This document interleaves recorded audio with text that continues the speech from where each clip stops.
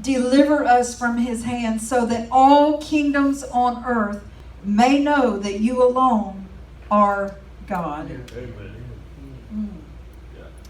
Has your enemy ever tried to convince you that you're going down? Has your enemy ever tried to convince you that you won't make it? Has he tried to convince you that you can never overcome the failure that was in your life? Has he tried to convince you that this mountain is just too high to climb and you may as well stay down in the valley? Has he tried to convince you that your sickness is too far gone, it's too far done, you can't get well? God's not going to give you a miracle. You're too done.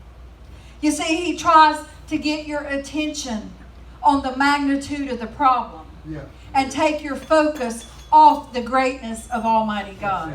We get to focusing on how bad the problem is and we forget how good God is. That's what the enemy wants us to do. He sends a letter from hell and he says, look at all this that's wrong. Look at all these situations. Look at Chad. Look, he's trying to turn his life over to God and he's still on a cane. But we're looking at God. We're believing what God said. We're believing how much better off we are today than we were yesterday. You see people who serve God all their lives and they wind up sick or they die poor. And it will make you want to think, why serve God? What's it going to give me? Let me tell you, I'd rather go to heaven sick any day of the week. Amen. Than to live a good life and wind up in hell. Amen. It's our eternity that we got to be concerned about.